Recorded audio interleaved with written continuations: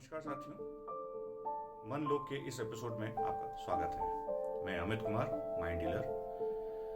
पिछले एपिसोड में हमने समझने की कोशिश की कि माइंड और ब्रेन में क्या अंतर होता है। इस एपिसोड में हम समझ लेंगे कि ब्रेन हमारा काम क्या करता है।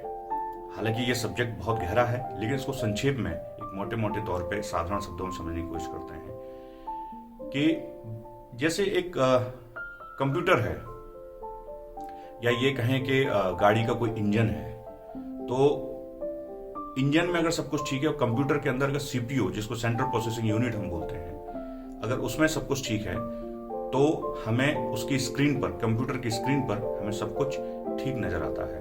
अगर उसमें कुछ गड़बड़ी होती है तो हम कंप्यूटर की स्क्रीन में कुछ कैलकुलेशन करके पता लगा सकते हैं कि आखिर उसमें क्या गड़बड़ी है।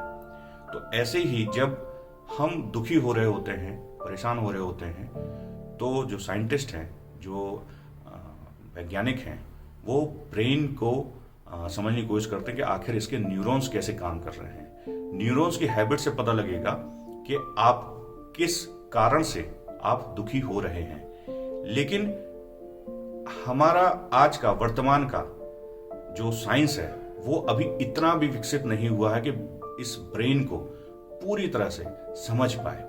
उन्होंने जितना समझा है, क्योंकि इसमें अरबों खरबों की तादाद में न्यूरॉन्स हैं, जिसकी गणना अभी तक नहीं हो पाई है, और हर न्यूरॉन्स का एक अपना अलग काम है, उसकी अपनी शक्ति है। एक दूसरे से जुड़ करके न्यूरॉन्स क्या रिएक्शन करते हैं, क्या एक्शन करते हैं, इस पर अभी वैज्ञानिकों का अध्ययन चालू है।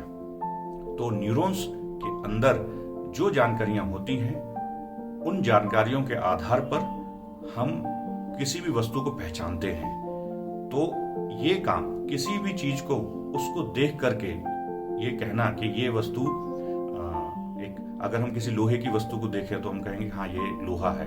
अगर हम पानी को कहेंगे तो हम कहेंगे ये पानी है। तो ये जानकारी हमारे ब्रेन के अंदर सेव होती है। अब पानी ठंडा है या गर्म है, इसको शरीर से स्पर्श करके आप महसूस करते हैं, जिसमें भी न्यूरॉन्स का काम होता है कि शरीर का कोई अंग उससे जब स्पर्श करता है तो उसका काम होता है वहां पर पता लगाना कि इसका तापमान क्या हो।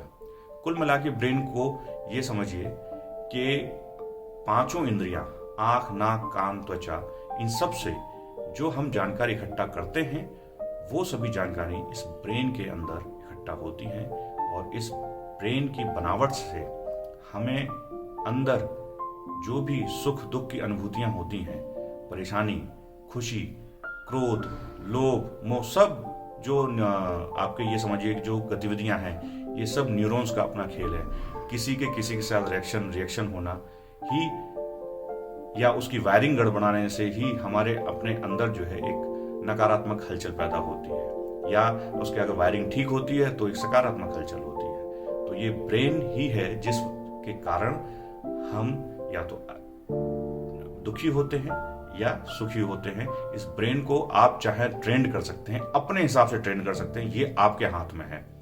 जैसा चाहें आप उसको ट्रेंड कर सकते हैं।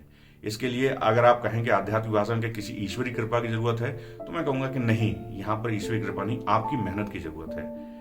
तो इस ब्रेन को आप अपने हिसाब से ट्रेंड कर सकते हैं, इसको कोई और बाहर का व्यक्ति ट्रेंड नहीं कर सकता है। तो ये बात थी ब्रेन की। अगले एपिसोड में हम देखेंगे कि माइंड आखिर क्या है जो ब्रेन से अलग चीज है। धन्यवाद।